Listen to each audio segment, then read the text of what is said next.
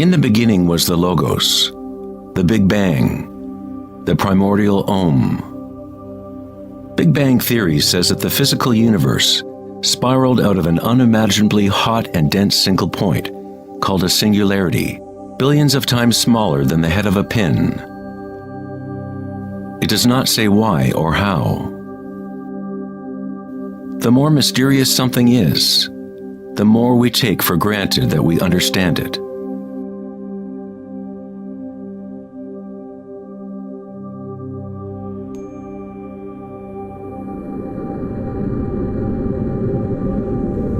It was thought that eventually gravity would either slow the expansion or contract the universe in a big crunch. However, images from the Hubble Space Telescope show that the universe's expansion seems to be actually accelerating, expanding faster and faster as it grows out of the Big Bang.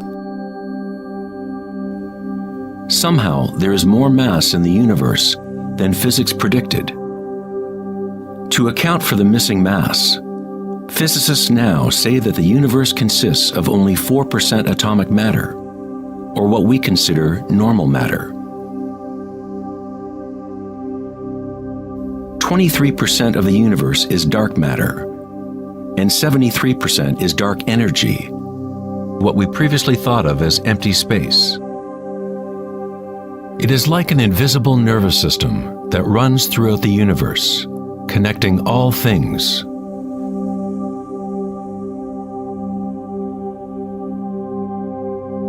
The ancient Vedic teachers taught Nada Brahma, the universe is vibration. The vibratory field is at the root of all true spiritual experience and scientific investigation. It is the same field of energy that saints, Buddhas, yogis, mystics, priests, shamans, and seers have observed by looking within themselves. It has been called Akasha, the primordial Om, Indra's net of jewels, the music of the spheres, and 1,000 other names throughout history.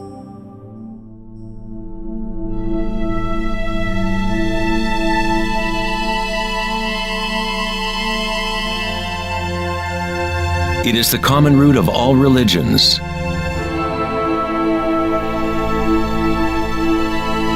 And the link between our inner worlds and our outer worlds.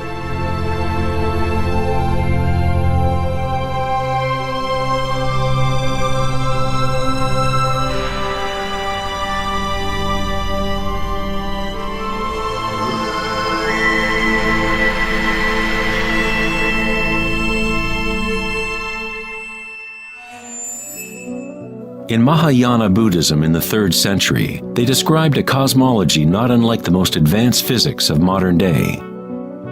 Indra's net of jewels is a metaphor used to describe a much older Vedic teaching, which illustrates the way the fabric of the universe is woven together. Indra, the king of the gods, gave birth to the sun and moves the winds and the waters.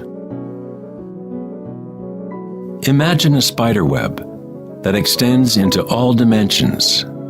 The web is made up of dewdrops, and every drop contains the reflection of all the other water drops. And in each reflected dewdrop, you will find the reflections of all the other droplets. The entire web in that reflection, and so on to infinity. Indra's web could be described as a holographic universe, where even the smallest stream of light contains the complete pattern of the whole.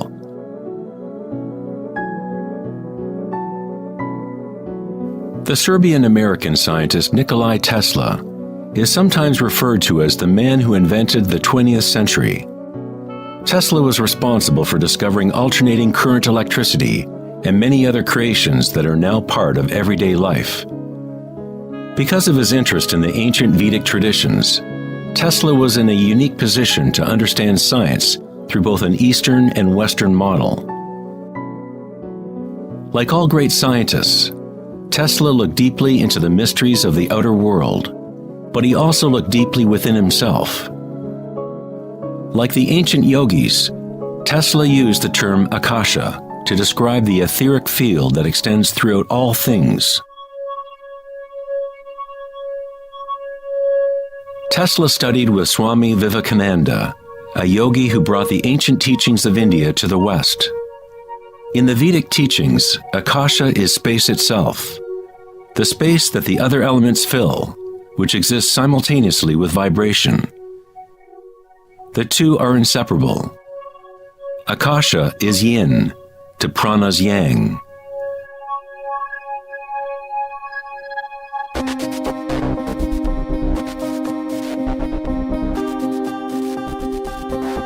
A modern concept that can help us to conceptualize akasha, or the primary substance, is the idea of fractals.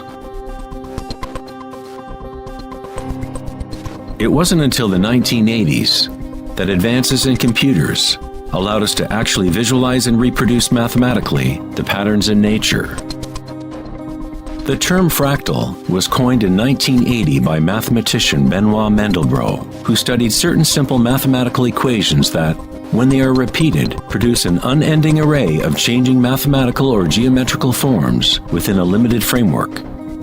They are limited, but at the same time, infinite. A fractal is a rough geometric shape that can be split into parts, each of which is at least approximately a reduced size copy of the whole pattern, a property called self-similarity. Mandelbrot's fractals have been called the thumbprint of God. Om Shrim Rim Klim Lam Gam Ganapatiye Varavarada Saravajanam Eva Shavaya Swaha. You are seeing artwork generated by nature itself. If you turn the Mandelbrot figure a certain way, it looks sort of like a Hindu deity or Buddha. This figure is being termed the Buddha-bro figure. Om Shrim Rim Klim Lam Gam Ganapatiye Varavarada Saravajanam Eva Shavaya Swaha.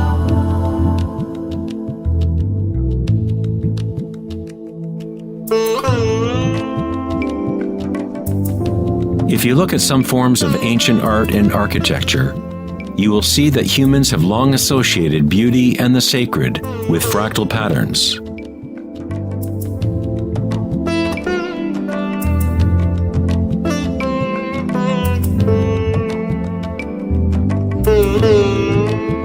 Infinitely complex, yet every part contains the seed to recreate the whole.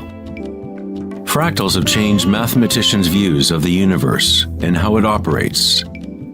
With each new level of magnification, there are differences from the original. Constant change and transformation occurs as we traverse from one level of fractal detail to another. This transformation is the cosmic spiral, the embedded intelligence of the matrix of time-space.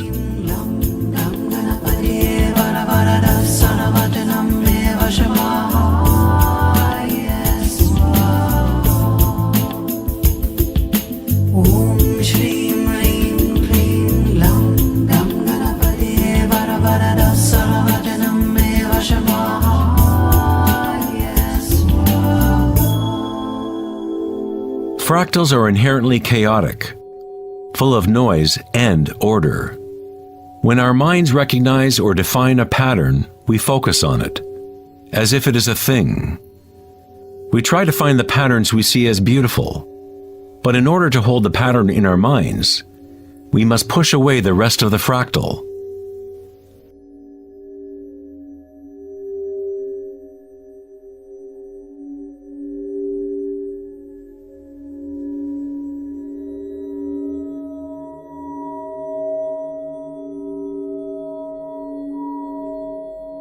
To comprehend a fractal with the senses is to limit its movement. All energy in the universe is neutral, timeless, dimensionless.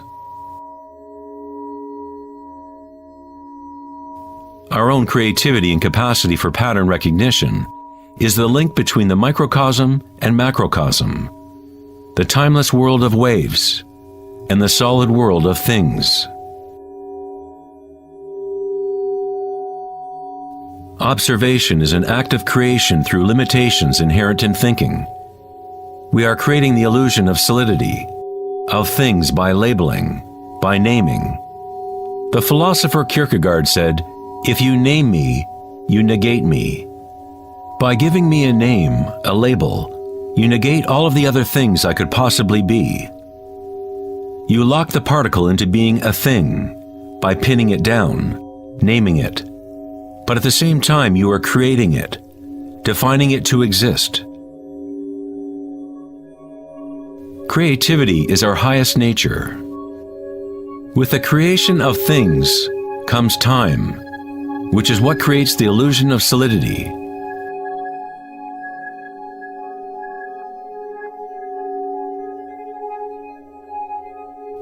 Einstein was the first scientist to realize that what we think of as empty space is not nothing. It has properties. And intrinsic to the nature of space is nearly unfathomable amounts of energy. The renowned physicist Richard Feynman once said, "There is enough energy in a single cubic meter of space to boil all the oceans in the world." Advanced meditators know that in the stillness lies the greatest power. The Buddha had yet another term for the primary substance, what he termed kalapas, which are like tiny particles or wavelets that are arising and passing away trillions of times per second.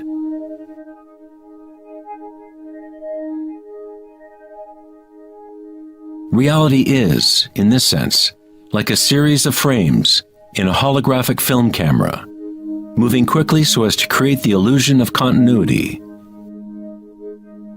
When consciousness becomes perfectly still, the illusion is understood, because it is consciousness itself that drives the illusion.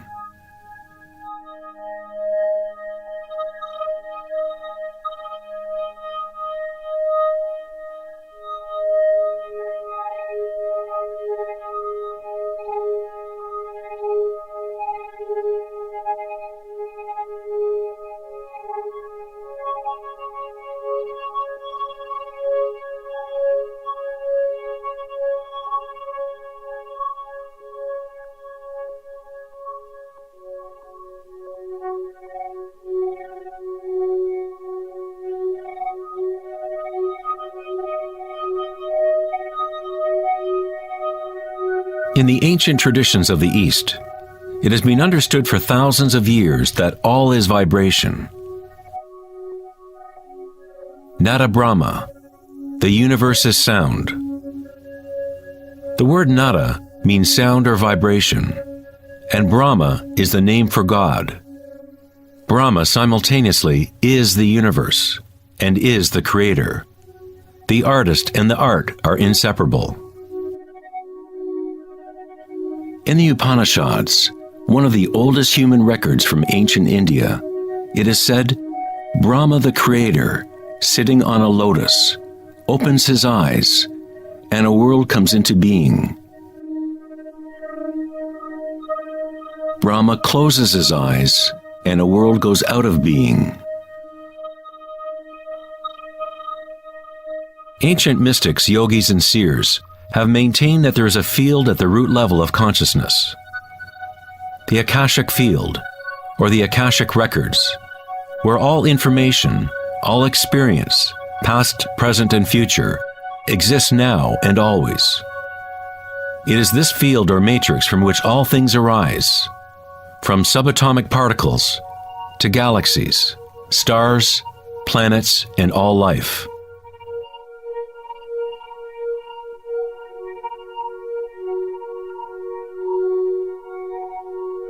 You never see anything in its totality, because it is made up of layer upon layer of vibration, and it is constantly changing, exchanging information with Akasha.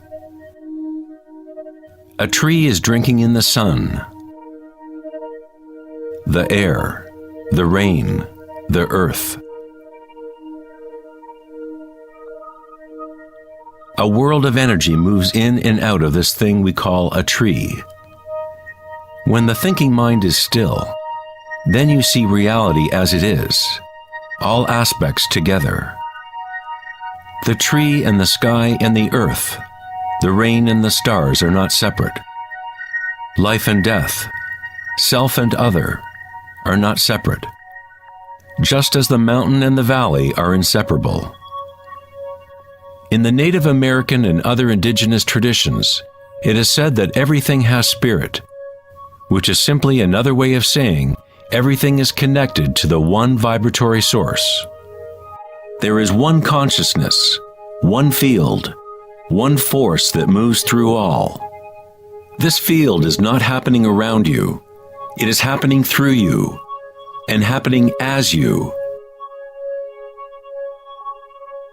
You are the you in universe. You are the eyes through which creation sees itself. When you wake from a dream, you realize that everything in the dream was you. You were creating it. So-called real life is no different.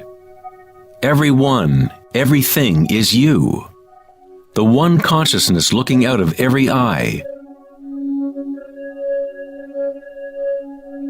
Under every rock.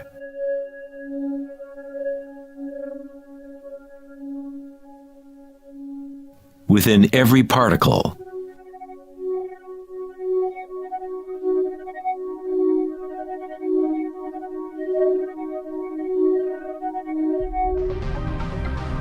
International researchers at CERN, the European Laboratory for Particle Physics, are searching for this field that extends throughout all things. But instead of looking within, they look to the outer physical world. Researchers at the CERN laboratory in Geneva, Switzerland, announced that they had found the Higgs boson, or the God particle.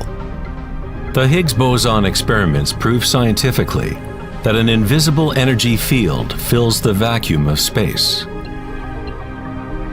CERN's Large Hadron Collider consists of a ring 17 miles in circumference, in which two beams of particles race in opposite directions, converging and smashing together at nearly the speed of light. Scientists observe what comes out of the violent collisions. The standard model cannot account for how particles get their mass. Everything appears to be made of vibration, but there is no thing being vibrated. It is as if there has been an invisible dancer, a shadow, dancing hidden in the ballet of the universe. All the other dancers have always danced around this hidden dancer. We have observed the choreography of the dance, but until now we could not see that dancer.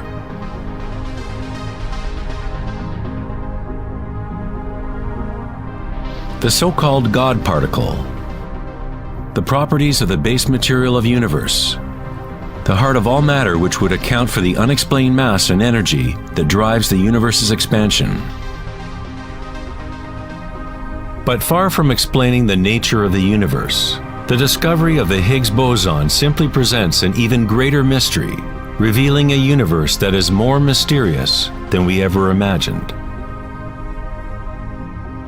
Science is approaching the threshold between consciousness and matter.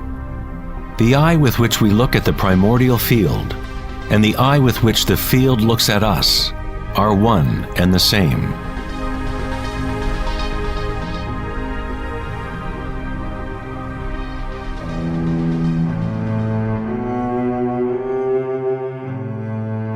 The German writer and luminary Wolfgang von Goethe said, "The wave is the primordial phenomenon which gave rise to the world." Cymatics is the study of visible sound. The word cymatics comes from the Greek root cyma, which means wave or vibration.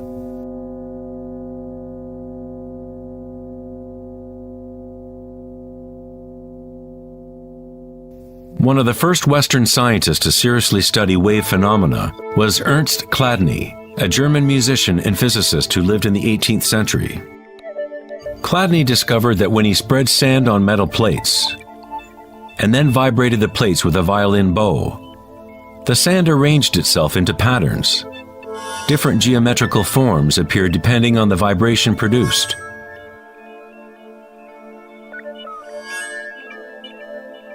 Chladni recorded an entire catalog of these shapes, and they are referred to as Chladni figures. Many of these patterns can be found throughout the natural world, such as the markings of the tortoise or the spot patterns of a leopard.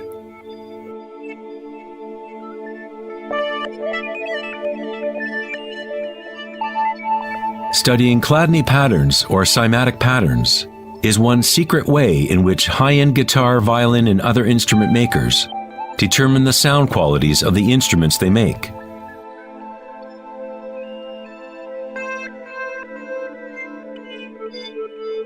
Hans Jenny expanded on Chladni's work in the 1960s.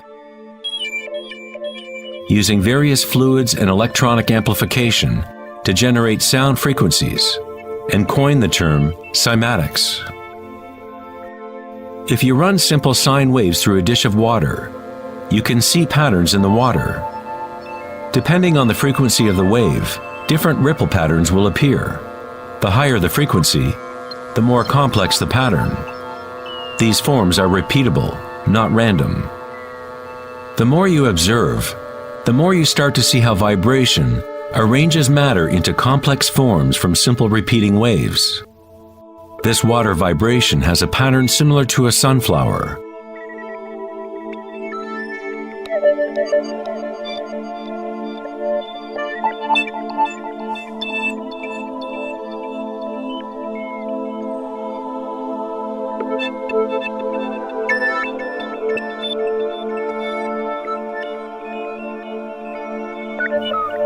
Simply by changing the sound frequency, we get a different pattern.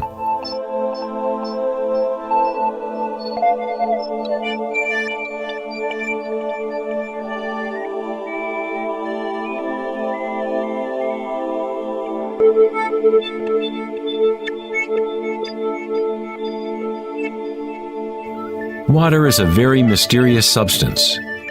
It is highly impressionable. That is, it can receive and hold on to vibration. Because of its high resonance capacity and sensitivity, and an inner readiness to resonate, the water responds instantaneously to all types of sonic waves. Vibrating water and earth make up the majority of mass in plants and animals. It is easy to observe how simple vibrations in water can create recognizable natural patterns. But as we add solids and increase the amplitude, things get even more interesting. Adding cornstarch to water, we get more complex phenomena.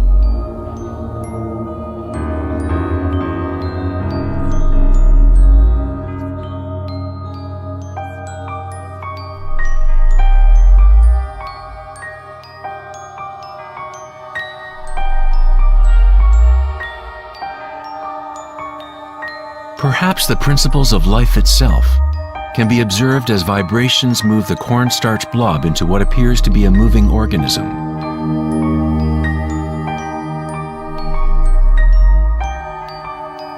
The animating principle of the universe is described in every major religion, using words that reflect the understanding of that time in history.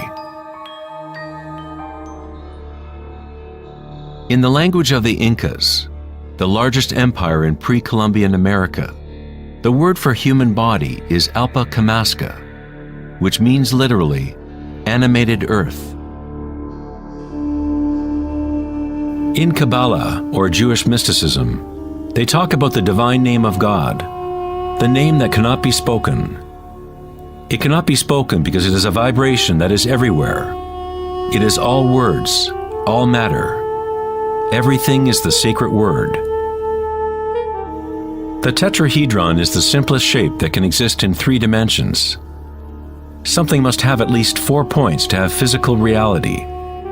The triangle structure is nature's only self-stabilizing pattern.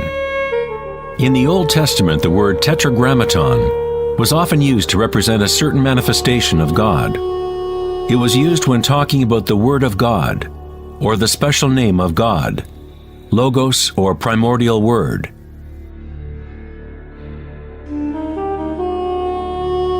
The ancient civilizations knew that at the root structure of the universe was the tetrahedral shape. Out of this shape, nature exhibits a fundamental drive toward equilibrium, Shiva, while it also has a fundamental drive towards change, Shakti.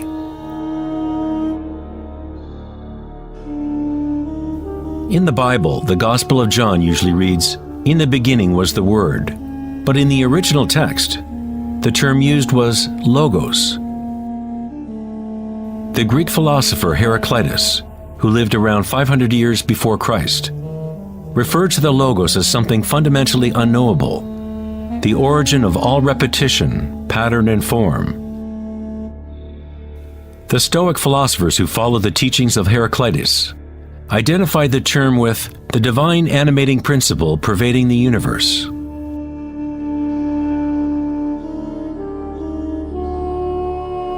In Sufism, the Logos is everywhere and in all things. It is that out of which the unmanifest becomes manifest.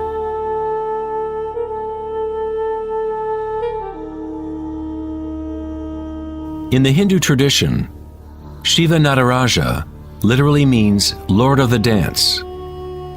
The whole cosmos dances to Shiva's drum. All is imbued or ensouled with the pulsation. Only as long as Shiva is dancing can the world continue to evolve and change. Otherwise, it collapses back into nothingness. While Shiva is representative of our witnessing consciousness, Shakti is the substance or stuff of the world. While Shiva lies in meditation, Shakti tries to move him, to bring him into the dance. Like yin and yang, the dancer and the dance exist as one. Logos also means unconcealed truth. He who knows the Logos knows the truth. Many layers of concealment exist in the human world, as Akasha has been swirled into complex structures, concealing the source from itself. Like a divine game of hide and seek, we have been hiding for thousands of years, eventually forgetting about the game completely. We somehow forgot that there was anything to find. In Buddhism, one is taught to directly perceive the Logos, the field of change, or impermanence within oneself through meditation. When you observe your inner world, you observe subtler and subtler sensations and energies as the mind becomes more concentrated and focused. Through the direct realization of anicca, or impermanence at the root level of sensation, one becomes free of attachment to transient external forms. Once we realize there is one vibratory field that is the common root of all religions, how can we say, my religion, or this is my primordial Om, my quantum field?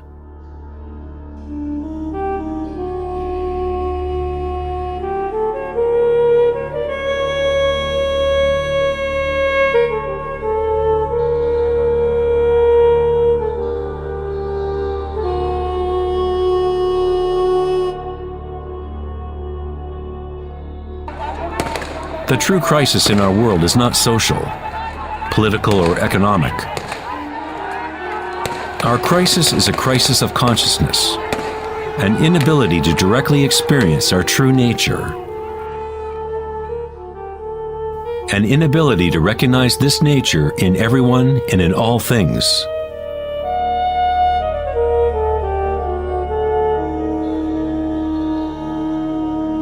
In the Buddhist tradition, the Bodhisattva is a person with an awakened Buddha nature.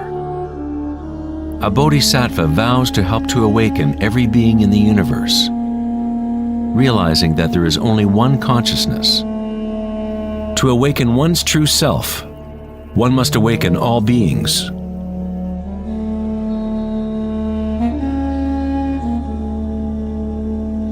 There are innumerable sentient beings in the universe. I vow to help them all to awaken. My imperfections are inexhaustible. I vow to overcome them all. The Dharma is unknowable. I vow to know it. The way of awakening is unattainable. I vow to attain it.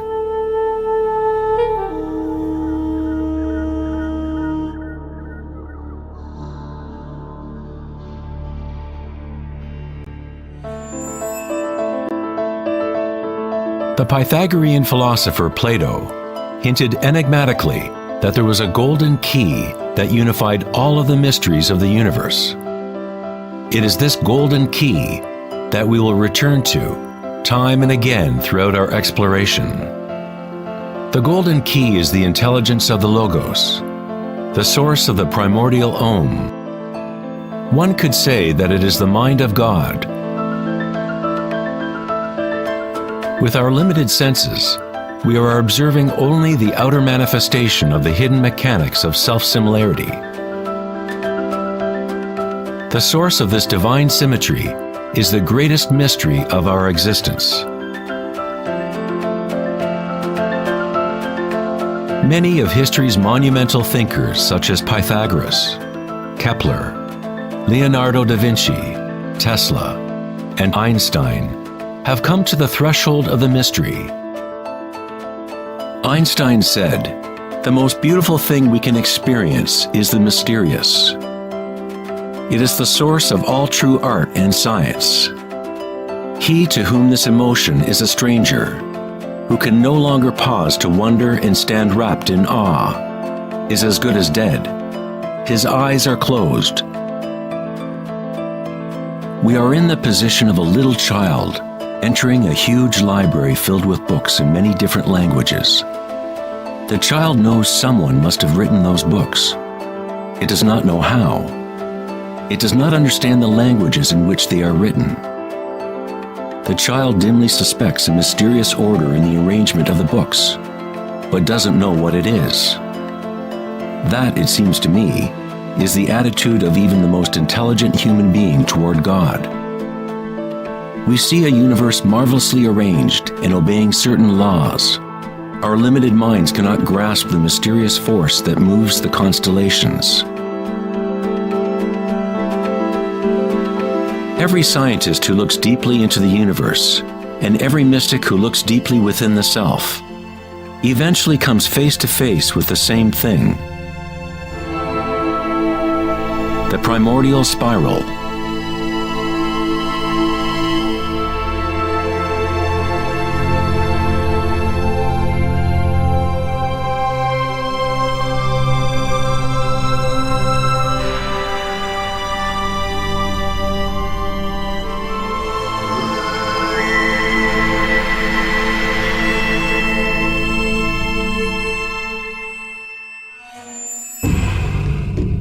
A 1,000 years before the creation of the ancient observatory at Stonehenge, the spiral was a predominant symbol on Earth. Ancient spirals can be found in all parts of the globe. Thousands of ancient spirals such as these can be found all over Europe, North America and New Mexico, Utah, Australia, China, Russia, virtually every indigenous culture on Earth. The ancient spirals symbolize growth, expansion, and cosmic energy embodied within the sun and the heavens. The spiral form is mirroring the macrocosm of the unfolding universe itself.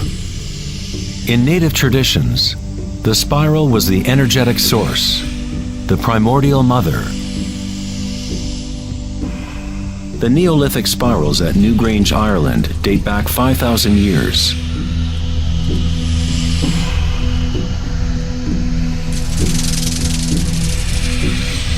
They are 500 years older than the Great Pyramid of Giza, and they are just as enigmatic to modern observers. The spiral goes back to a time in history when humans were more connected to the Earth, to the cycles and spirals of nature. a time when humans were less identified with thoughts. The spiral is what we perceive to be the torque of the universe. Prana, or creative force, swirls akasha into a continuum of solid forms. Found at all levels between the macrocosm and the microcosm, from spiral galaxies to weather systems, to the water in your bathtub, to your DNA,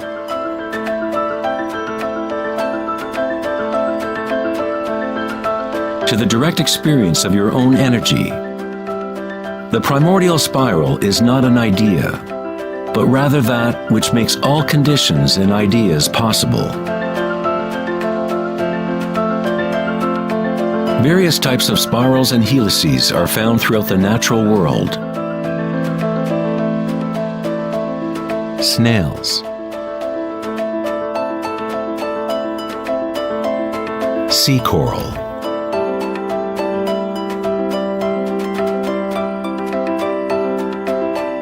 spider webs,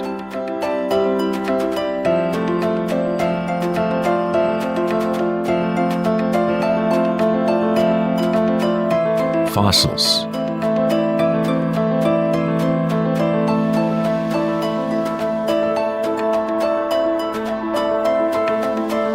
seahorses' tails,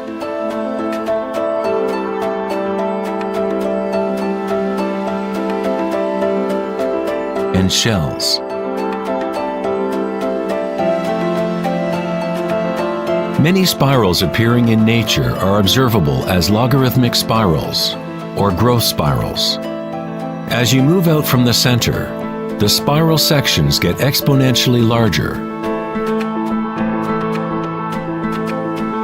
Like Indra's net of jewels, logarithmic spirals are self-similar, or holographic, such that the characteristics of every part are reflected in the whole.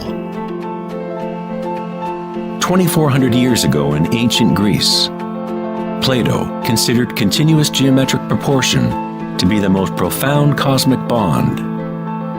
The golden ratio, or divine proportion, was nature's greatest secret. The golden ratio can be expressed as the ratio of A plus B to A is the same as the ratio of A to B. To Plato, the world's soul binds together into one harmonic resonance.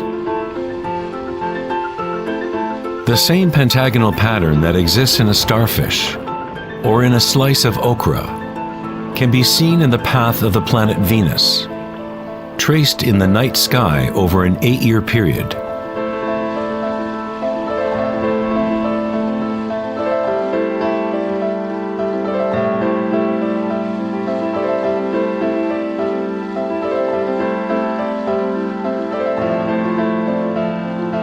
The intelligible world of forms above and the visible world of material objects below through this principle of geometric self-similarity.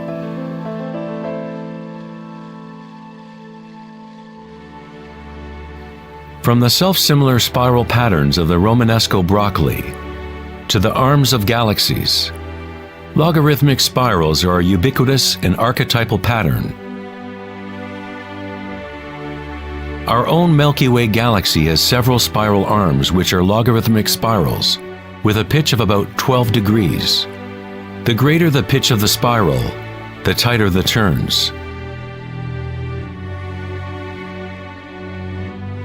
When you observe a plant growing in time-lapse video, you witness it dancing with the spiral of life.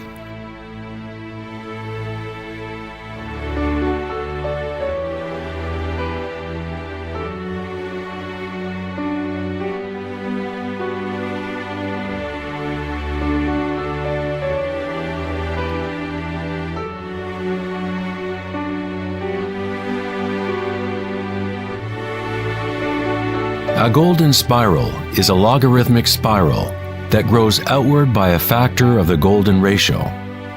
The golden ratio is a special mathematical relationship that pops up over and over in nature.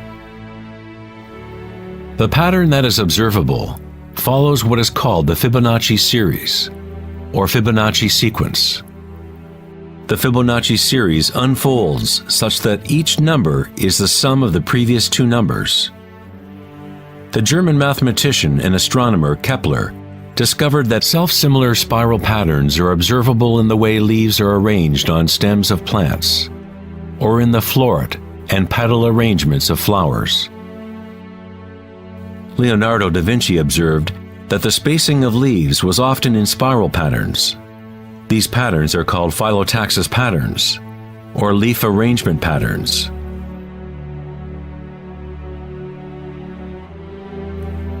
Phyllotaxis arrangements can be seen in self-organizing DNA nucleotides.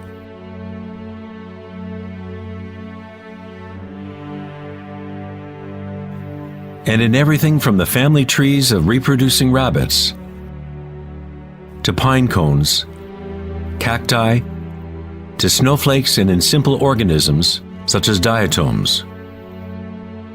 Diatoms are one of the most common types of phytoplankton, single-celled organisms that provide food for countless species throughout the food chain.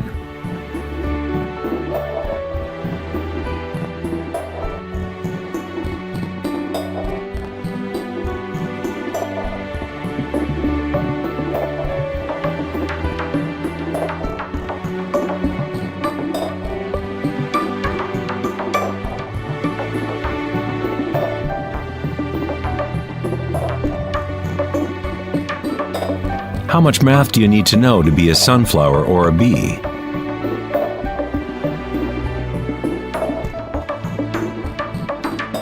Nature doesn't consult the physics department to grow broccoli. The structuring in nature happens automatically. Scientists in the field of nanotechnology use the term self-assembly to describe the way complexes are formed, such as in the initial hexagonal phase of DNA formation. In nanotechnology engineering, carbon nanotubes are comprised of a similar arrangement of materials. Nature does this type of geometry over and over, effortlessly, automatically, without a calculator. Nature is precise and extremely efficient. According to the famous architect and author Buckminster Fuller, these patterns are a function of time-space. DNA and honeycomb are the shape that they are for the same reason a bubble is round. It is the most efficient shape, requiring the least amount of energy. Space itself has shape and allows only certain configurations for matter, always defaulting to what is most efficient. These patterns are the strongest and most efficient way to build architectural structures, such as geodesic domes.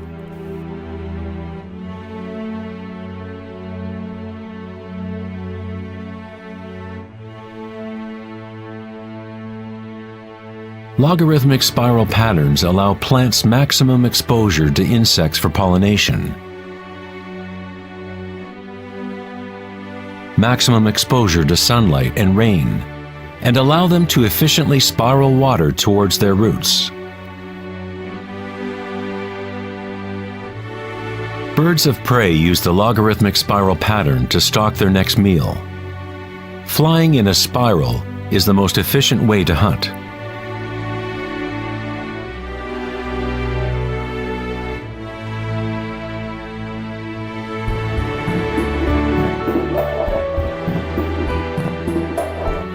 One's ability to see the spiral of life dancing akasha into material form is related to one's ability to see beauty and symmetry in nature.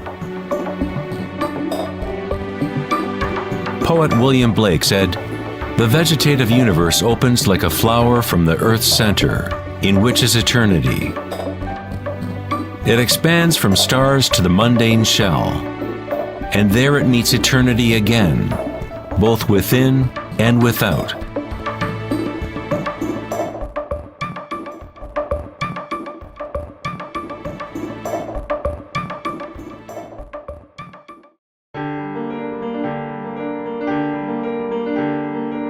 The study of patterns in nature is not something that is very familiar in the West.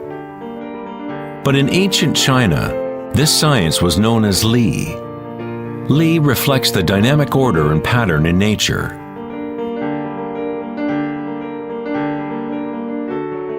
But it is not pattern thought of as something static, frozen, or unchanging, like a mosaic. It is dynamic pattern as embodied in all living things.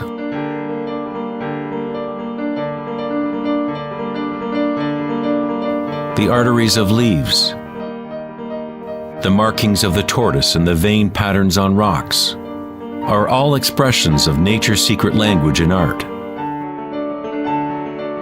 The labyrinth is one of many Li patterns.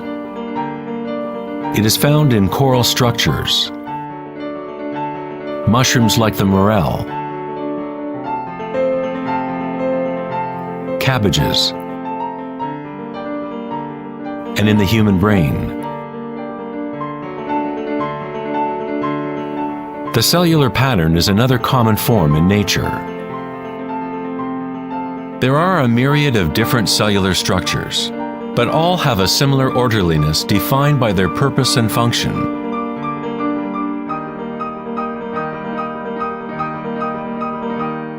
It is easy to be mesmerized with the constant play of forms.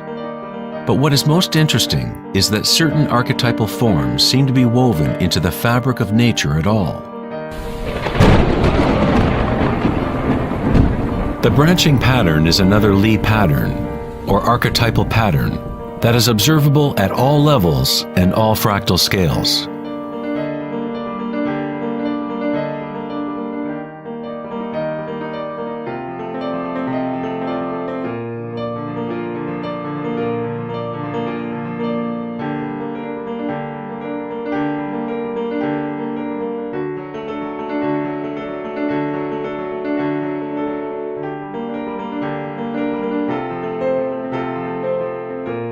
Take, for example, this incredible image of a supercomputer simulation known as the Millennium Run, showing the distribution of dark matter in the local universe. It was created by the Max Planck Society in Germany. Dark matter is essentially what we previously thought of as empty space. It is like an invisible nervous system that runs throughout the universe.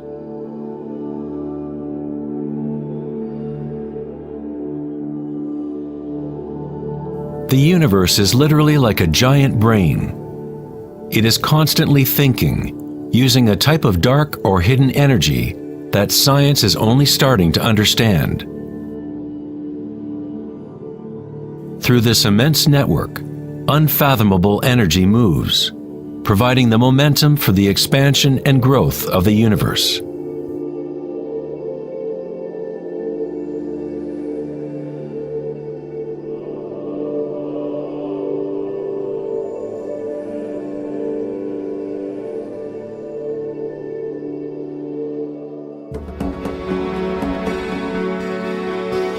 Nature creates branching patterns automatically when we set up the right conditions. Nature is an art-generating machine or a beauty-creating engine. Here, electricity is being used to grow silver crystal branches. The footage is time-lapsed as they grow over several hours. The crystals form on the aluminum cathode as ions are electrodeposited from a silver nitrate solution. The formation is self-organizing. You are seeing artwork generated by nature itself. Johann Wolfgang von Goethe said, "Beauty is a manifestation of secret natural laws, which otherwise would have been hidden from us forever." In this sense, everything in nature is alive, self-organizing. When higher voltage is used, the fractal branching becomes even more obvious. This is happening in real time.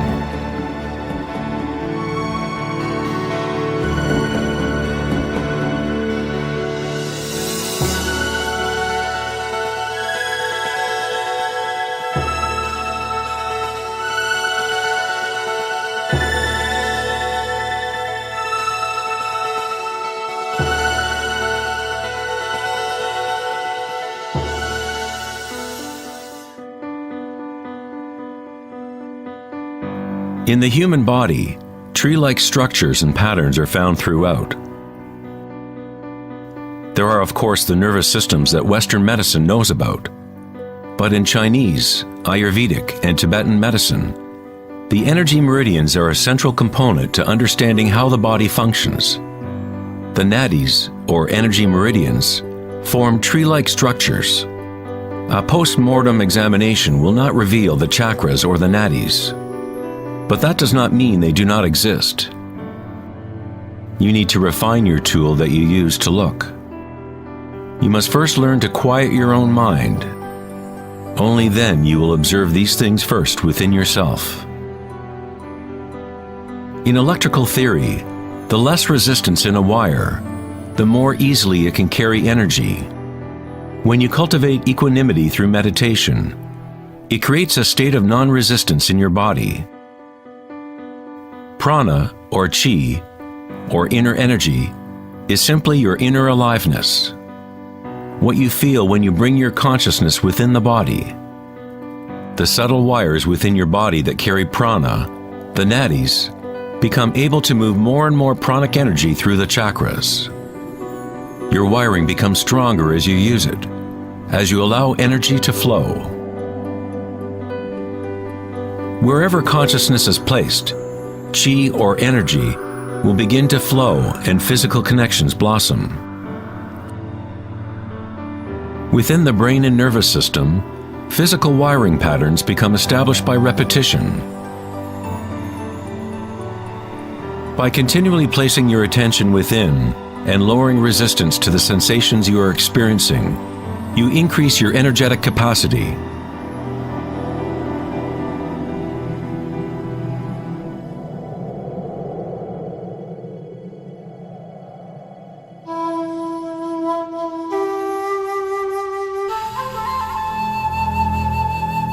In Taoism, the yin-yang symbol represents the interpenetration of the spiral forces of nature.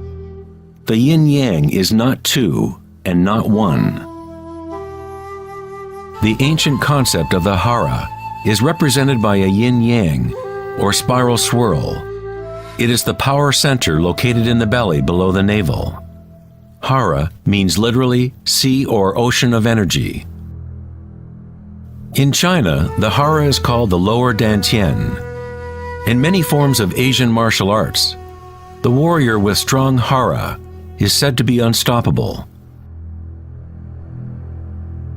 In the samurai tradition, one form of ritual suicide, or seppuku, was harakiri, was often mispronounced as harikiri.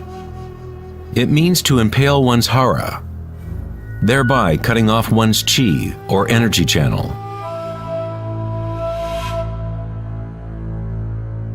Moving from this center creates the grounded, graceful movement that you see not only in martial arts,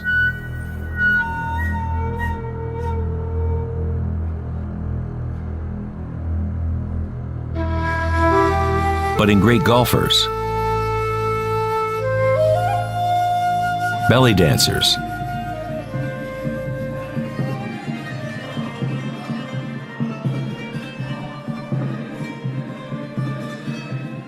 and Sufi whirling dervishes. It is the cultivation of single-pointed, disciplined consciousness that is the essence of hara, the stillness in the eye of the hurricane.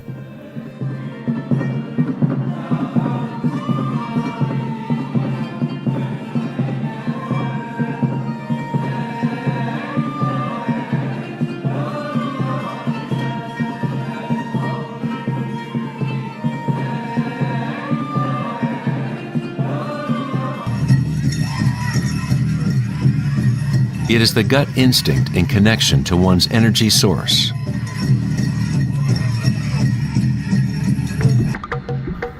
A person with good hara is connected to the earth and to the intuitive wisdom that connects all beings.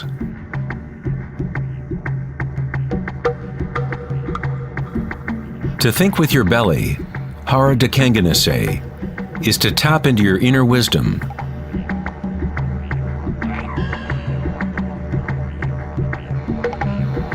The ancient Australian Aborigines concentrated on the same area, just below the navel, where the cord of the great rainbow serpent lay coiled. Again, a representation of the evolutionary energy in humankind. It is no accident that it is in the hara where new life begins.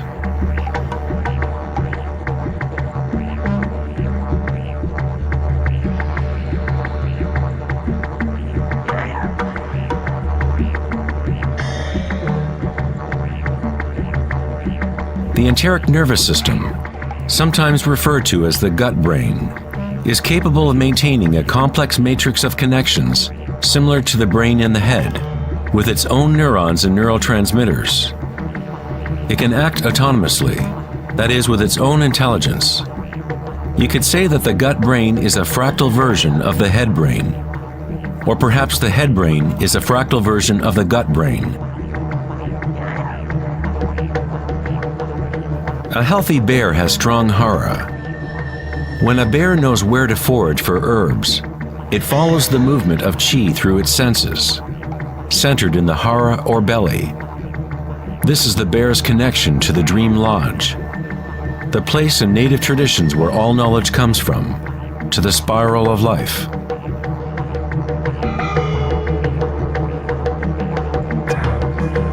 But how did ancient peoples know about the spiral, if modern science is just now starting to recognize its significance?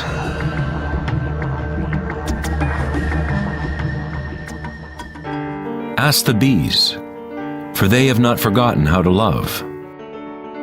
Bees have a special connection to the source, as part of a symbiotic system, helping beauty and diversity to flourish. They are a bridge between the macrocosm and the microcosm. There is one heart that connects all, a hive mind, if you will. Like an open brain, the hive sends out its dreams into the world to be manifested.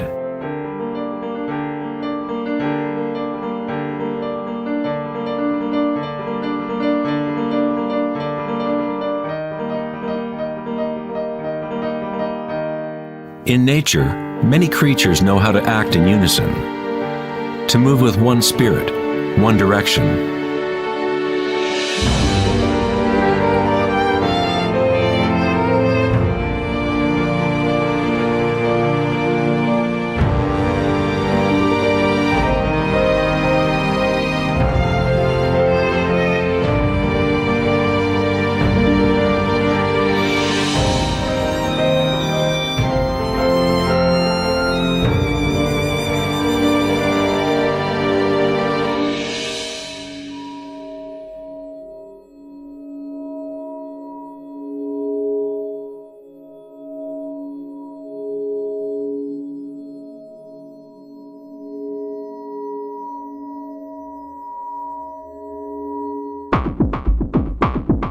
But not all benefit the other species around them. For example, the locust will devour everything in its path. A locust has no choice but to act like a locust. It will never make honey or pollinate plants the way a bee does. A locust's behavior is rigid, but a human is unique in that we can act like a bee or we can act like a locust. We are free to change and manipulate the patterns of how we interact with the world. We can exist symbiotically or as a parasite.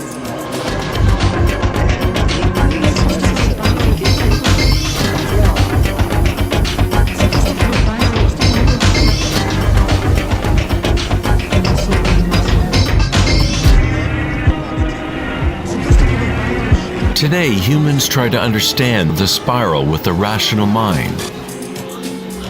But it was never thinking that connected us to the spiral of life. Watch and fear. We have always been connected.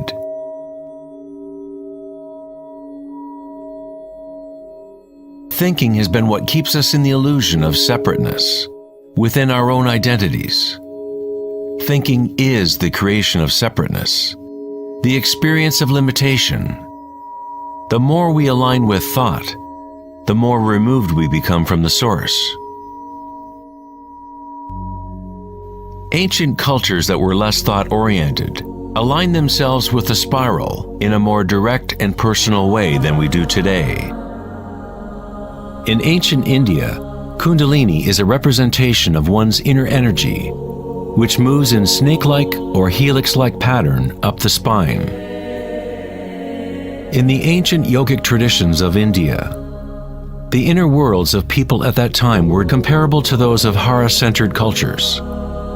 To balance the power of the spiral with the stillness of your witnessing consciousness is to align with your full evolutionary potential, to blossom into the unique multifaceted being you were designed to be. Ida, the feminine or moon channel, is connected to the right brain, and Pingala, the masculine or sun channel, connected to the left brain. When these two channels are in balance, energy flows up a third channel, Sushumna, along the center of the spine, energizing the chakras and unlocking one's full evolutionary potential. The word chakra is an ancient Sanskrit word meaning energy wheel. Kundalini is nothing less than the primordial spiral that dances your human life into existence. It is a different order of energy than we normally understand, like a bridge from gross matter to the most subtle energies. You are that bridge. Kundalini is not energy that can be forced by will, effort, and friction. It is analogous to growing a flower. All we can do as good gardeners is prepare the soil in proper conditions and let nature take its course.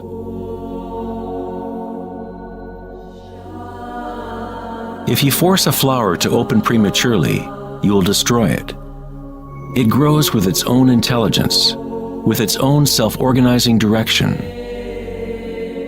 The egoic mind, which fixates on the outer world, is what keeps you from experiencing your true inner vibratory nature.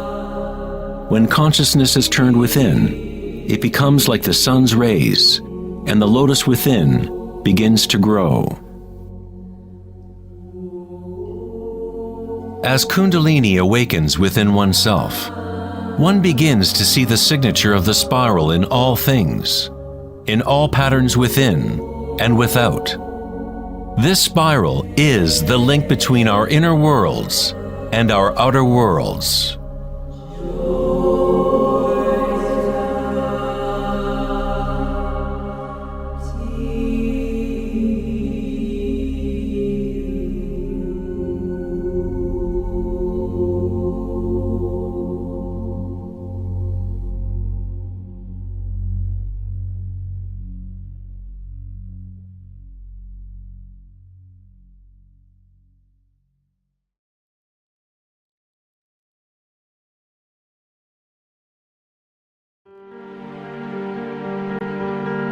Prior to the dawn of Western civilization in written language, science and spirituality were not two separate things. In the teachings of the great ancient traditions, the outer search for knowledge and certainty was balanced by an inner feeling of impermanence and intuitive understanding of the spiral of change. As scientific thinking became more dominant and information multiplied, fragmentation began to occur within our knowledge systems. Increased specialization meant that fewer people were capable of seeing the big picture, of feeling and intuiting the aesthetic of the system as a whole. No one was asking, is all this thinking good for us?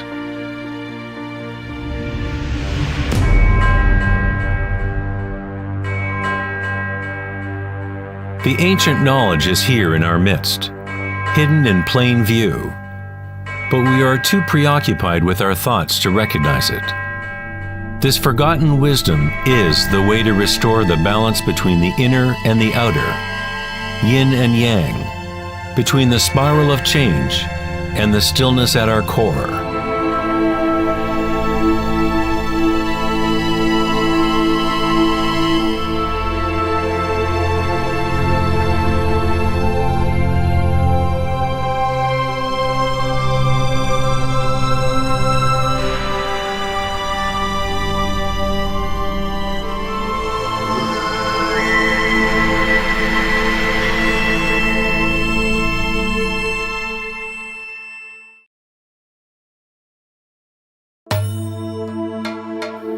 Greek legend, Asclepius was the son of Apollo and the god of healing. His wisdom and skills at healing were unsurpassed, and he is said to have discovered the secret of life and death itself. In ancient Greece, the Asclepian healing temples recognized the power of the primordial spiral, which is symbolized by the rod of Asclepius. Hippocrates, the father of medicine, whose oath still forms the moral code of the medical profession, was said to have received his training at an Asclepian temple.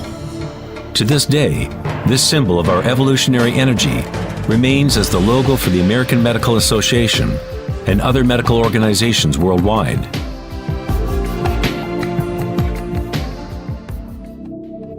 In Egyptian iconography, the snake and bird represent the duality or polarity of human nature.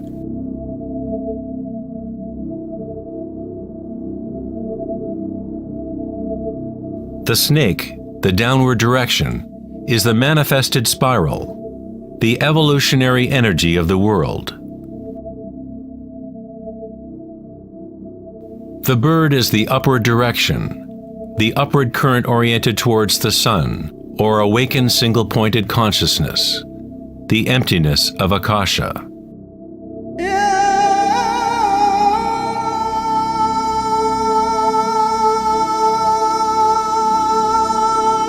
Pharaohs and gods are depicted with awakened energy, whereby the Kundalini snake moves up the spine and pierces Ajna chakra between the eyes.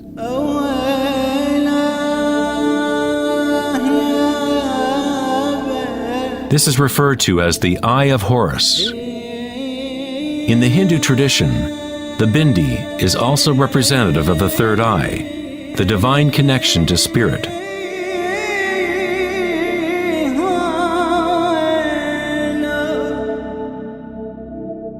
King Tutankhamun's mask is a classic example showing both the snake and bird motifs.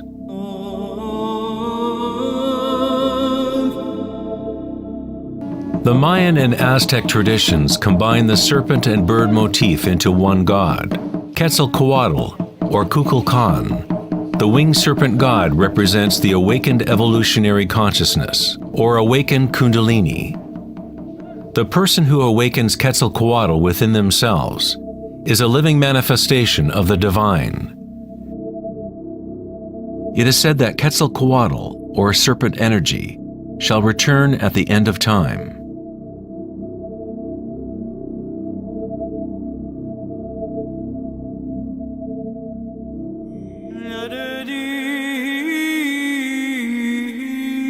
The snake and bird symbols can be found within Christianity as well.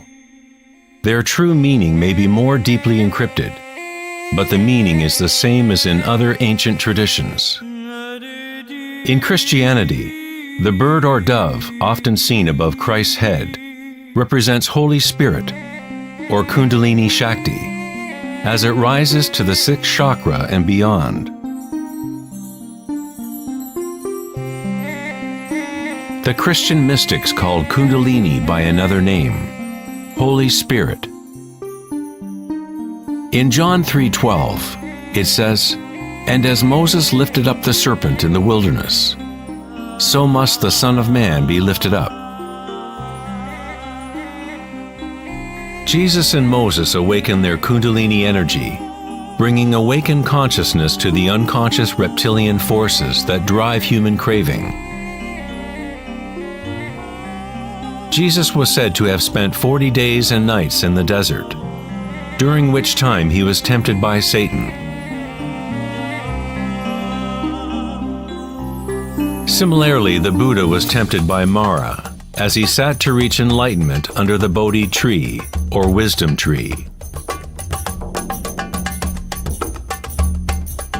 Both Christ and Buddha had to turn away from the lure of sensory pleasures and worldly grasping.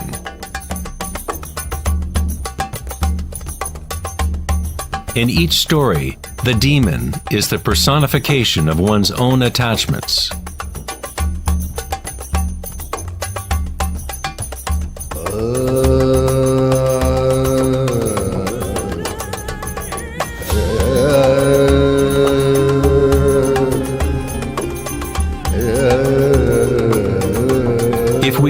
the Adam and Eve story in the light of the Vedic and Egyptian traditions, we find that the serpent guarding the tree of life is Kundalini. The apple represents the lure and temptation of the external sensory world, distracting us from the knowledge of the inner world, the tree of knowledge within.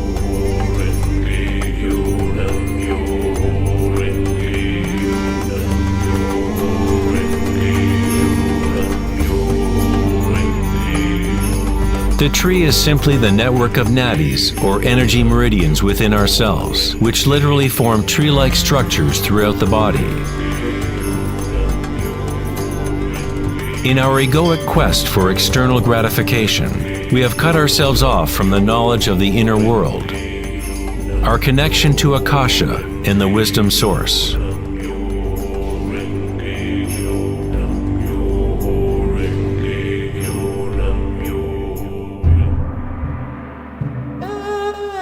Many of the world's historical myths about dragons can be read as metaphors for the inner energies of the cultures in which they are embedded. In China, the dragon is still a sacred symbol representing happiness. Like the Egyptian pharaohs, ancient Chinese emperors who had awakened their evolutionary energies were represented by the winged snake or dragon. The royal totem of the Jade Emperor, or Celestial Emperor, shows a balance similar to Ida and Pingala. The yin and yang of Taoism, awakening the pineal center, or what in Taoism is called the upper dantian.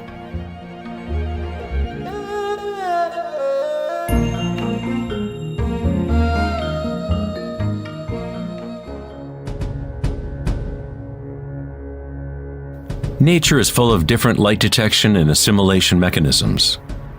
For example, a sea urchin can actually see with its spiky body, which acts as one big eye. Urchins detect light striking their spines and compare the beam's intensities to get a sense of their surroundings.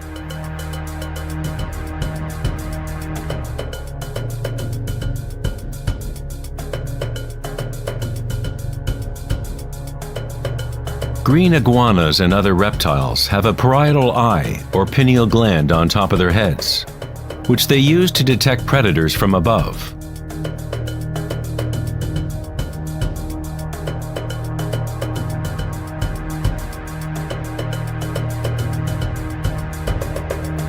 The human pineal gland is a small endocrine gland that helps to regulate waking and sleeping patterns. Even though it is buried deep inside the head, the pineal gland is sensitive to light. The philosopher Descartes recognized that the pineal gland area, or third eye, was the interface between consciousness and matter. Almost everything is symmetrical in the human body: 2 eyes, 2 ears, 2 nostrils. Even the brain has 2 sides. But there is one area of the brain that is not mirrored. This is the pineal gland area and the energetic center that surrounds it. On a physical level, unique molecules are formed naturally by the pineal gland, such as DMT. DMT also forms naturally at the moment of birth and moment of death, literally acting as a unique bridge between the world of the living and the dead. DMT is produced naturally during states of deep meditation and samadhi, or through entheogenic means. For example, ayahuasca is used in the shamanic traditions of South America to remove the veil between the inner and outer worlds. The word pineal itself has the same root as pine cone, because the pineal gland exhibits a similar spiral phyllotaxis pattern. This pattern, also known as the flower of life pattern, is common in ancient artwork depicting enlightened or awakened beings. When the pinecone image is seen in sacred artwork, it represents the awakened third eye, single-pointed consciousness, directing the flow of evolutionary energy. The pinecone represents the flowering of the higher chakras, which are activated as Sushumna rises to the Ajna chakra and beyond. In Greek mythology, the worshippers of Dionysus carried a thyrsus, or giant staff, wrapped with spiraling vines topped with a pine cone, again representing Dionysian energy, or Kundalini Shakti, as it travels up the spine to the pineal body at the sixth chakra.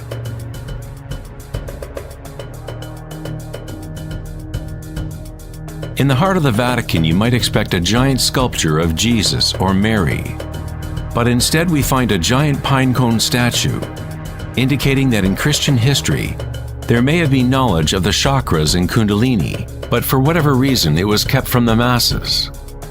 The official church explanation is that the pine cone is a symbol of regeneration and represents new life in Christ.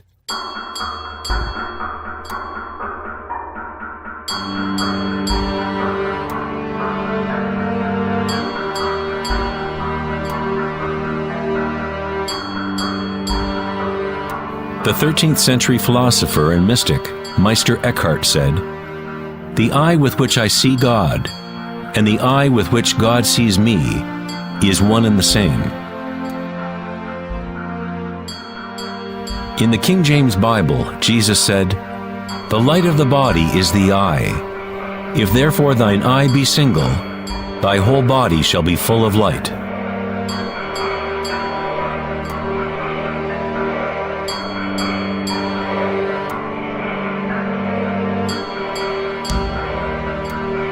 The Buddha said, "The body is an eye."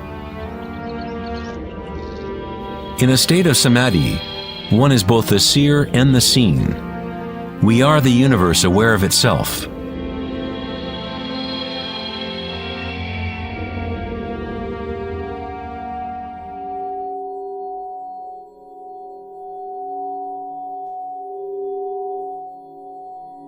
When Kundalini is activated, it stimulates the sixth chakra and pineal center, and this area starts to regain some of its evolutionary functions. Darkness meditation has been used for thousands of years as a way to activate the sixth chakra in the area of the pineal gland. Activation of this center allows a person to be able to see their inner light. Whether it is the proverbial yogi or shaman retreating deep into a cave, or Taoist or Mayan initiate, or a Tibetan monk, all traditions incorporate a period of time during which one goes into the darkness. The pineal gland is the gateway to being able to experience one's subtle energy directly. The philosopher Nietzsche said, "If you stare into the abyss long enough, eventually you find the abyss stares back at you."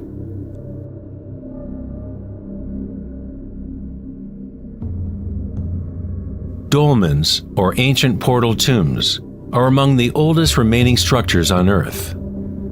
Most date to the Neolithic period of 3000 to 4000 BC, and some in Western Europe are 7000 years old. The dolmen was used to enter into perpetual meditation, as a way for a human to bridge the inner and outer worlds. As one continues to meditate in total darkness, eventually one begins to observe inner energy or light as the third eye becomes active. The circadian rhythms, which are governed by the sun and moon channels, no longer control the functions of the body, and a new rhythm is established.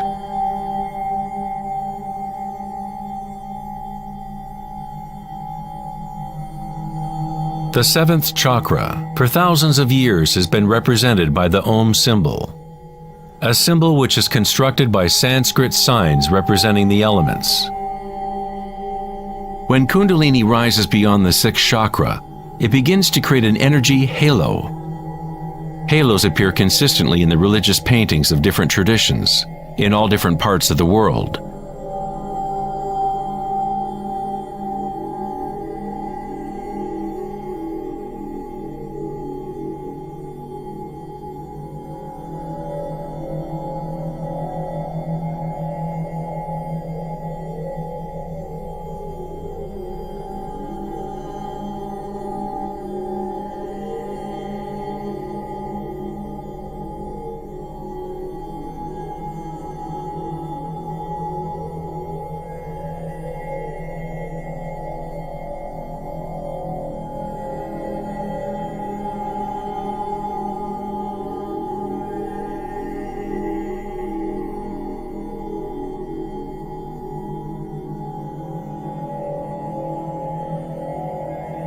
The halo, or the depiction of an energy signature around an awakened being, is common to virtually all religions in all parts of the world. The evolutionary process of awakening the chakras is not the property of one group or one religion. It is the birthright of every human being on the planet.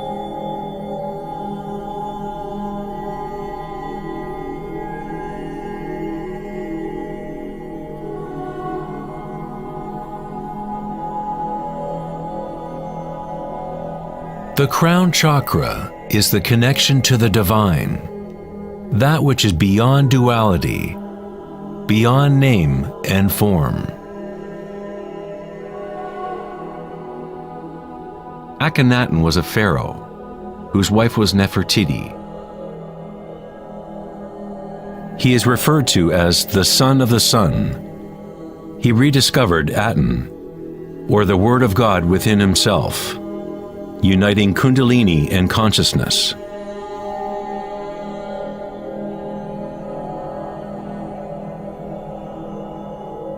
In Egyptian iconography, once again the awakened consciousness is represented by the solar disk, seen above the heads of gods or awakened beings.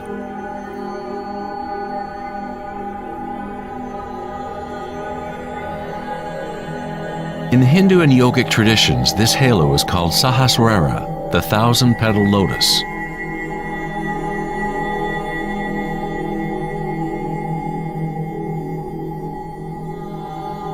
The Buddha is associated with the symbol of the lotus. The phyllotaxis pattern is the same pattern as can be found in a blooming lotus. It is the flower of life pattern, the seed of life.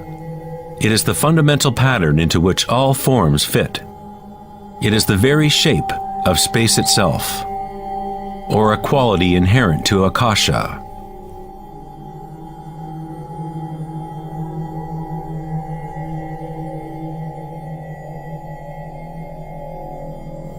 At one time in history, the flower of life symbol was prevalent all over Earth. The flower of life is found guarded by lions at the entrance of the most holy places in China and other parts of Asia.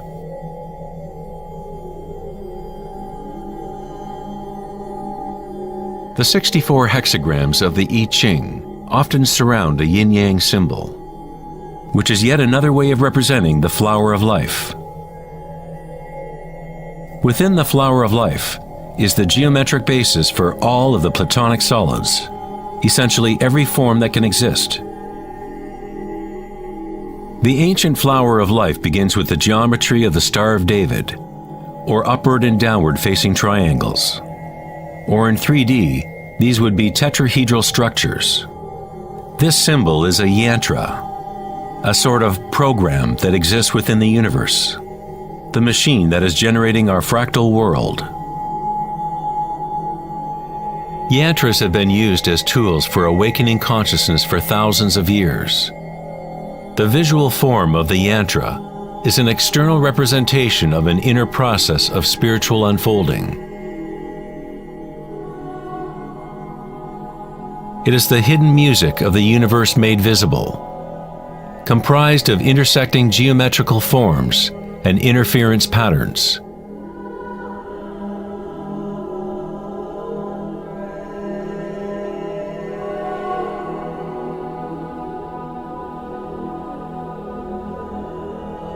Each chakra is a lotus, a yantra, a psychophysiological center through which the world can be experienced.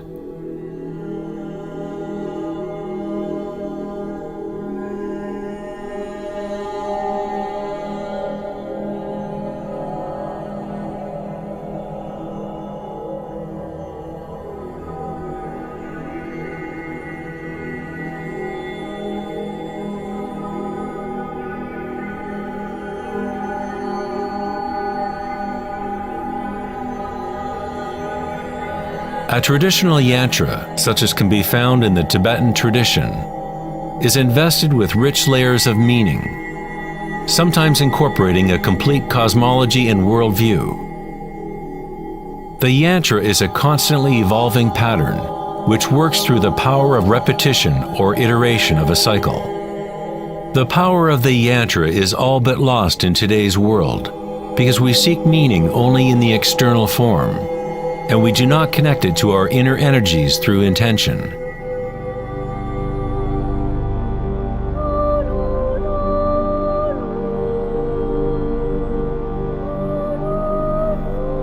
There is a good reason why priests, monks, and yogis traditionally have been celibate. Today, all but a tiny few know why they are practicing celibacy, because the true purpose has become lost. Quite simply, if your energy is going into producing more sperm or eggs, as the case may be, then there is not as much to fuel the rising of Kundalini, which activates the higher chakras. Kundalini is life energy, which is also sexual energy.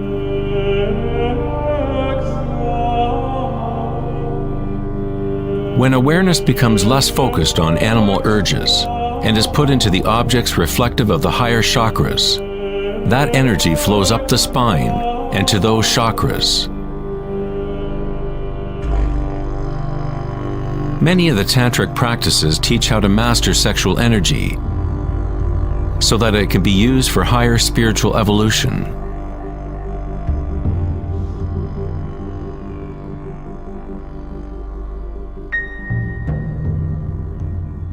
Your state of consciousness creates the right conditions for your energy to be able to grow. Entering a state of consciousness takes no time. As Eckhart Tolle says, awareness and presence always happen in the now. If you are trying to make something happen, then you are creating resistance to what is. It is the removing of all resistance that allows evolutionary energy to unfold. In the ancient yogic tradition, yoga postures were used to prepare the body for meditation. Hatha yoga was never intended solely as an exercise regime, but as a way to link one's inner and outer worlds.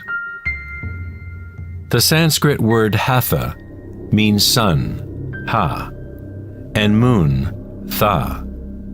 In the original Yoga Sutras of Patanjali, the purpose of the 8 limbs of yoga are the same as the Buddha's Eightfold Path: to liberate one from suffering. When the polarities of the dual world are in balance, a third thing is born. We find the mysterious golden key that unlocks the evolutionary forces of nature. This synthesis of the sun and moon channels is our evolutionary energy.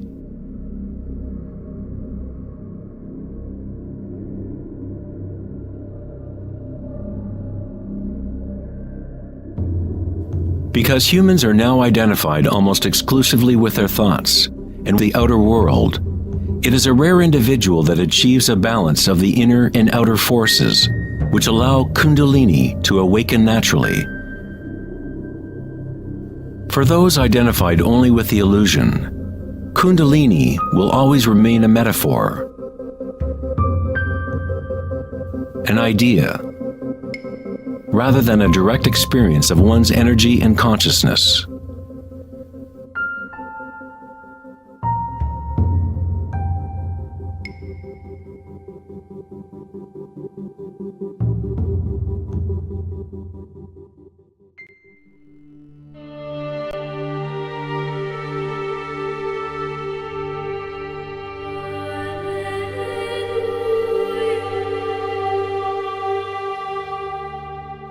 Life, liberty, and the pursuit of happiness.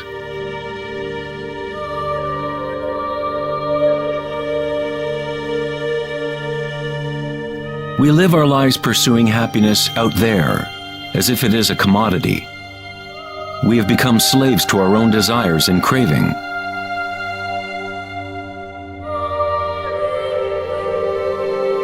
Happiness is not something that can be pursued or purchased like a cheap suit. This is Maya, illusion, the endless play of form. In the Buddhist tradition, samsara, or the endless cycle of suffering, is perpetuated by the craving of pleasure and aversion to pain. Freud referred to this as the pleasure principle. Everything we do is an attempt to create pleasure, to gain something that we want, or to push away something undesirable that we don't want. Even a simple organism like the paramecium does this. It is called response to stimulus. Unlike a paramecium, humans have more choice. We are free to think, and that is the heart of the problem. It is the thinking about what we want that has gotten out of control.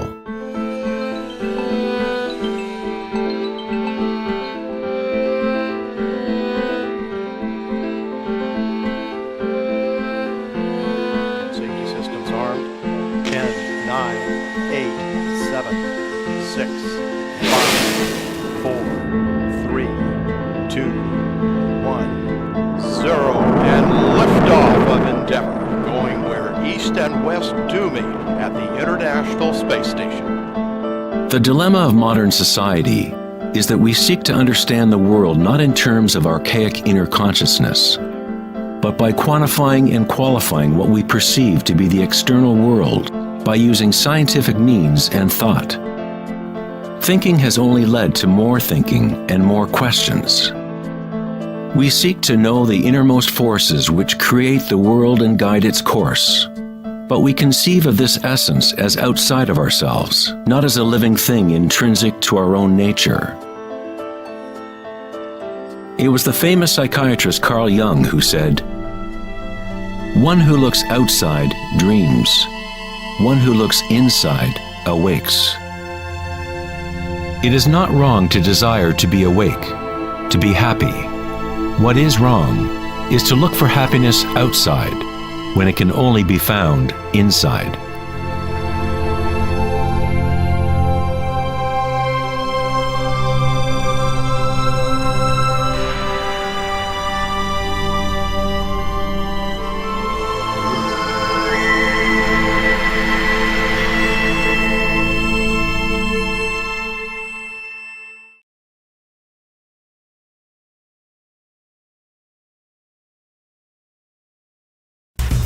On August 4th, 2010, at the Techonomy Conference in Lake Tahoe, California, Eric Schmidt, CEO of Google, mentioned an astounding statistic. Every 2 days now, we create as much information as we did from the dawn of civilization up until 2003, according to Schmidt. That's something like 5 exabytes of data. Never in human history has there been so much thinking, and never has there been so much turmoil on the planet. Could it be that every time we think of a solution to one problem, we create 2 more problems? What good is all this thinking if it doesn't lead to greater happiness? Are we happier, more equanimous, more joyful as a result of all this thinking? Or does it isolate us, disconnect us from a deeper and more meaningful experience of life?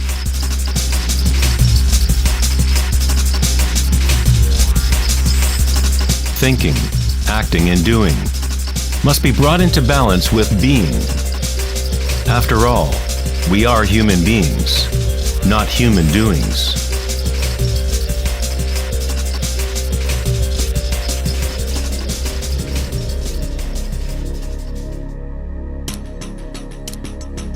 We want change, and we want stability at the same time. Our hearts have become disconnected from the spiral of life, the law of change, as our thinking minds drive us toward stability, security, and pacification of the senses.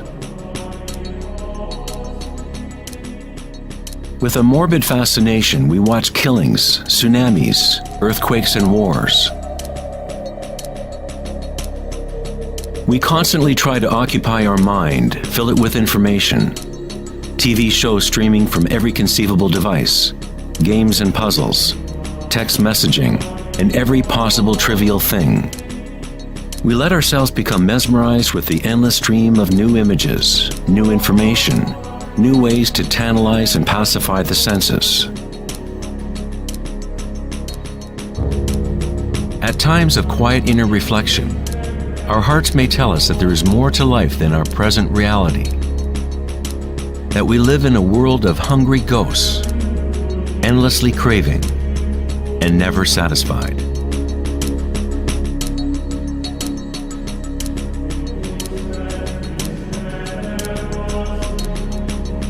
We have created a maelstrom of data flying around the planet to facilitate more thinking, more ideas about how to fix the world, to fix the problems that only exist because the mind has created them.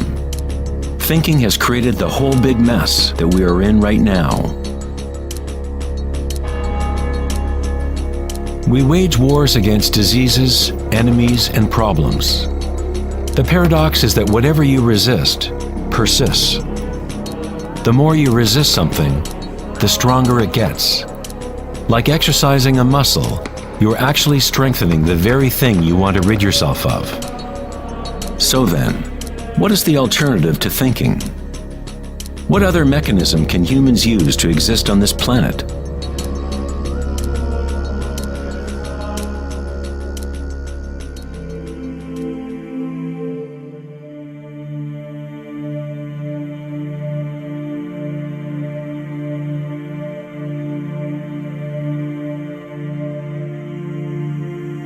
While Western culture in recent centuries has focused on exploring the physical by using thought and analysis, other ancient cultures have developed equally sophisticated technologies for exploring inner space. It is the loss of the connection to our inner worlds that has created imbalance on our planet. The ancient tenet, know thyself, has been replaced with the desire to know and experience the outer world of form.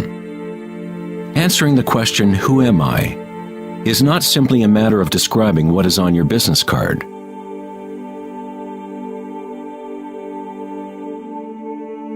In Buddhism, you are not the content of your consciousness. You are not merely a collection of thoughts or ideas, because behind the thoughts is the one who is witnessing the thoughts.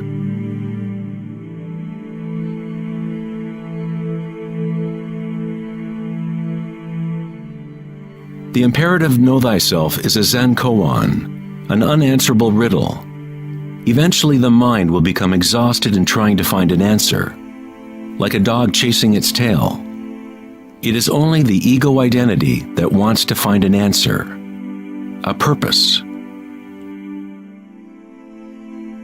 The truth of who you are does not need an answer, because all questions are created by the egoic mind. You are not your mind.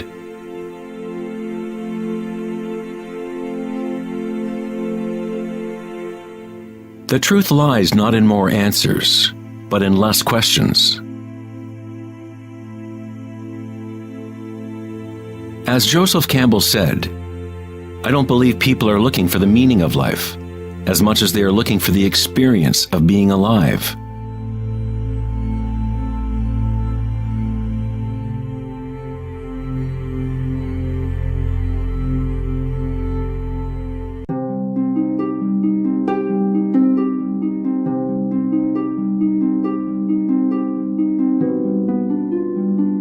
When the Buddha was asked, "What are you?" he said simply, "I am awake." What does this mean, to be awake?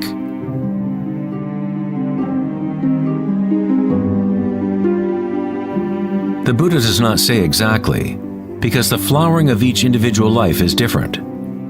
But he does say one thing: it is the end of suffering. Every major religious tradition has a name for the state of being awake: heaven, nirvana, or moksha. A quiet mind is all you need to realize the nature of the stream. All else will happen once your mind is quiet.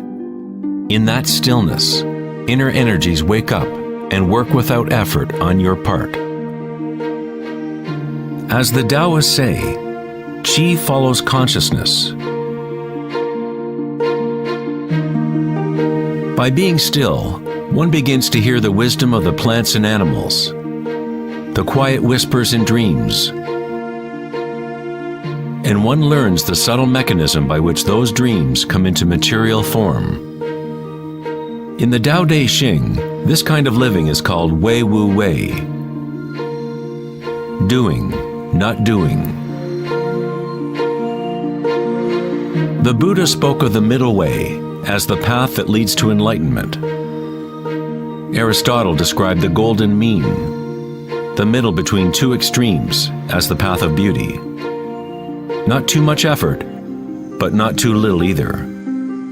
Yin and yang in perfect balance.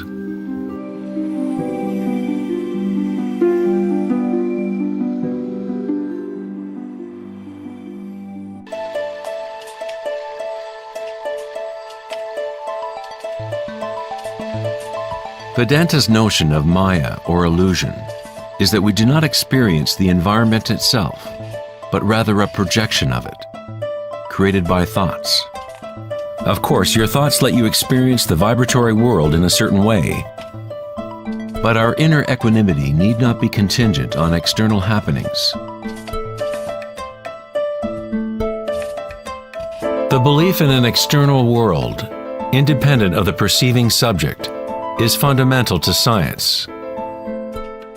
But our senses only give us indirect information. Our notions about this mind-made physical world are always filtered through the senses, and therefore always incomplete.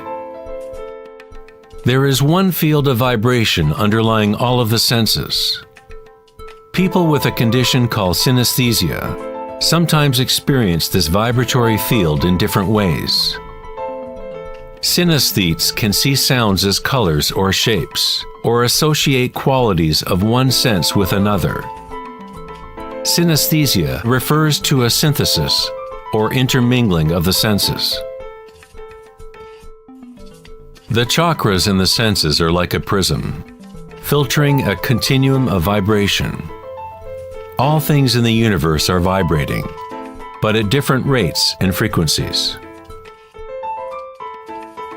The Eye of Horus is made up of 6 symbols, each representing the senses. Like the ancient Vedic system, thought is considered to be a sense.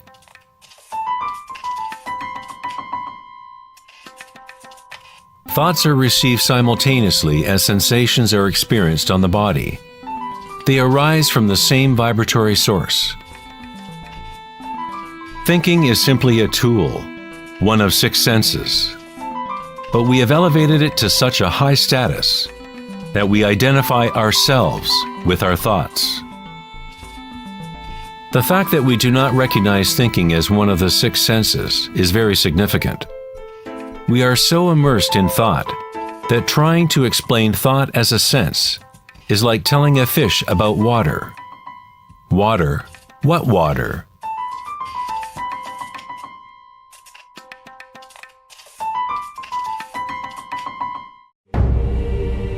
In the Upanishads, it is said, "Not that which the eye can see, but that whereby the eye can see.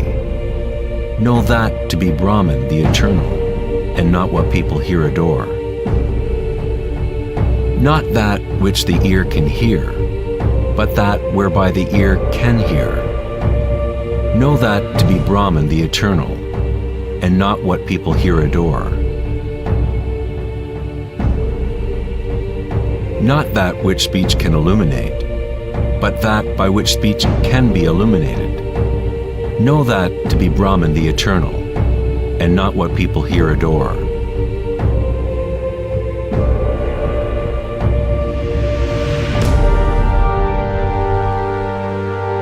Not that which the mind can think, but that whereby the mind can think.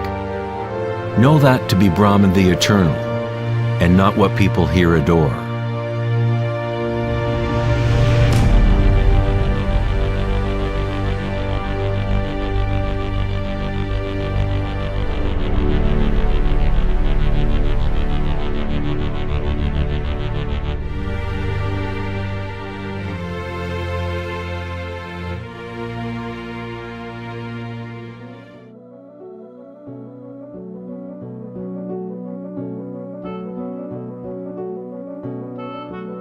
In the last decade, great advances have taken place in the area of brain research.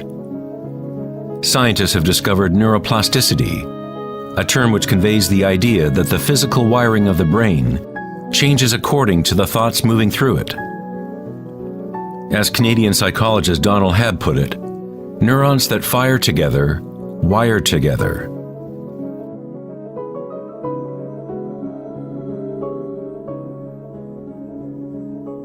Neurons wire together most when a person is in a state of sustained attention. What this means is that it is possible to direct your own subjective experience of reality.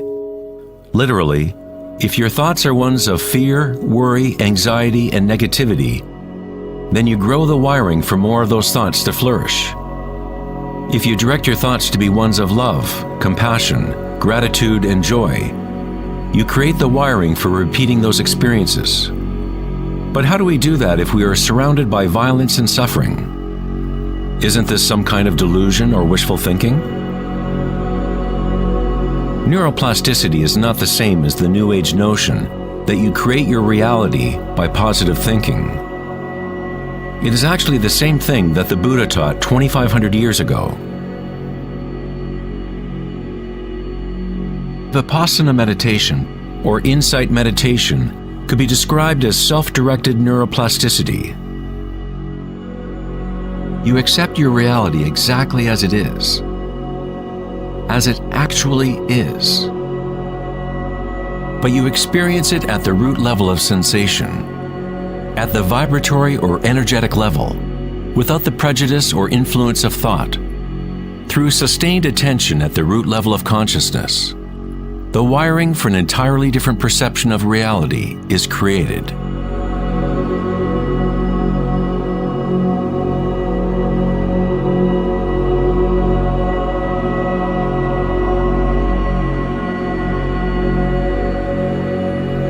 We have got it backwards most of the time. We constantly let ideas about the outer world shape our neural networks. But our inner equanimity need not be contingent on external happenings. Circumstances don't matter. Only my state of consciousness matters. Meditation in Sanskrit means to be free of measurement, free of all comparison, to be free of all becoming. You are not trying to become something else. You are okay with what is. The way to rise above the suffering of the physical realm is to totally embrace it, to say yes to it, so it becomes something within you, rather than you being something within it.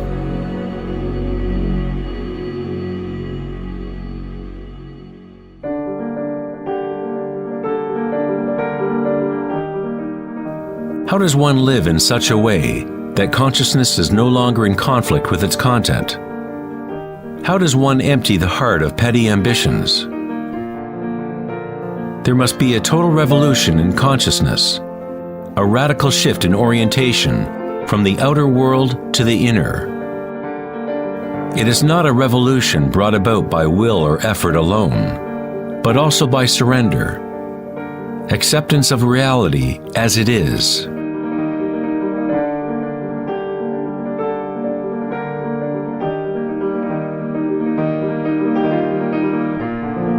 The image of Christ's open heart powerfully conveys the idea that one must open to all pain. One must accept all if one is to remain open to the evolutionary source. This doesn't mean you become a masochist.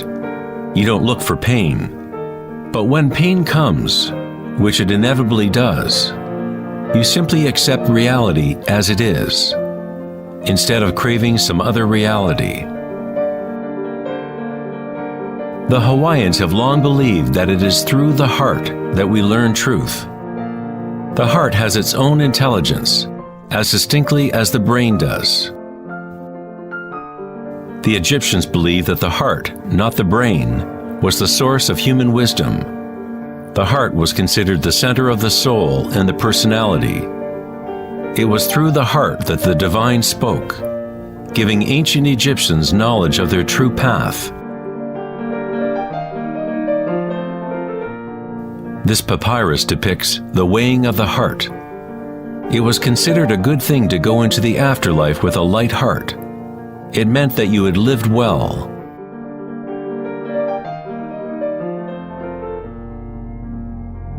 One universal or archetypal stage that people experience in the process of awakening the heart center is the experience of one's own energy as the energy of the universe.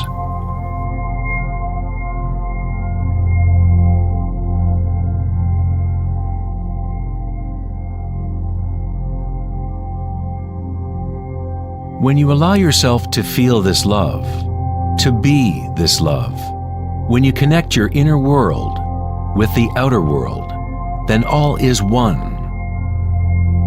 How does one experience the music of the spheres?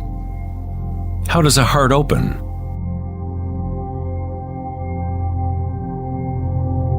Sri Ramana Maharshi said, "God dwells in you, as you, and you don't have to do anything to be God realized or self-realized. It is already your true and natural state. Just drop all seeking, turn your attention inward, and sacrifice your mind to the one self, radiating in the heart of your very being. For this to be your own presently lived experience, self-inquiry is the one direct and immediate way.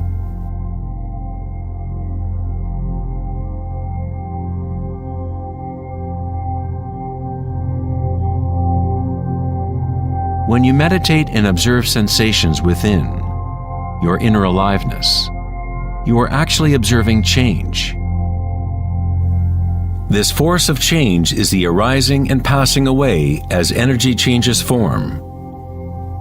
The degree to which a person has evolved or become enlightened is the degree to which one has gained the ability to adapt to each moment, or to transmute the constantly changing human stream of circumstances, pain and pleasure into bliss.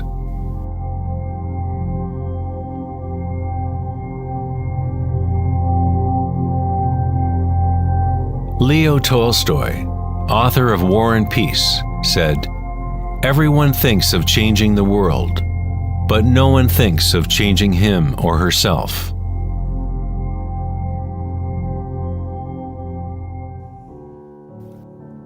Darwin said the most important characteristic for the survival of a species is not strength or intelligence, but adaptability to change.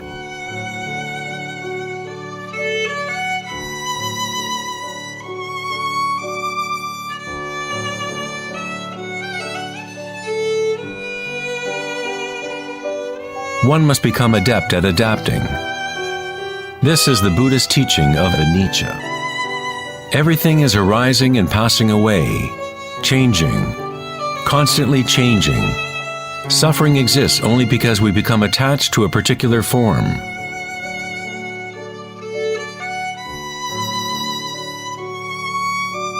When you connect to the witnessing part of yourself with the understanding of anicca, bliss arises in the heart.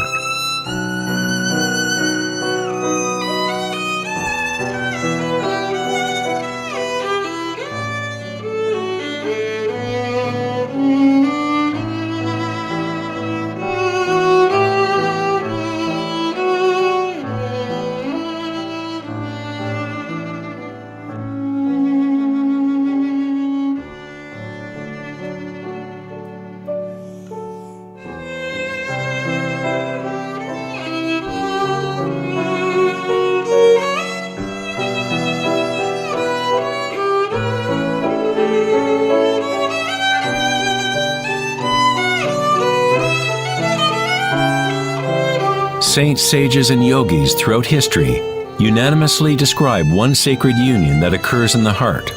Whether it is the writings of St. John of the Cross, Rumi's poetry, or the tantric teachings of India, all of these different teachings try to express the subtle mystery of the heart. In the heart is the union of Shiva and Shakti, masculine penetration into the spiral of life, and feminine surrender to change, witnessing and unconditional acceptance of all that is. In order to open your heart, you must open yourself to change. To live in the seemingly solid world, dance with it, engage with it, live fully, love fully, but yet know that it is impermanent, and that ultimately all forms dissolve and change. Bliss is the energy that responds to stillness. It comes from emptying consciousness of all content. The content of this bliss energy born of stillness is consciousness, a new consciousness of the heart, a consciousness that is connected to all that is.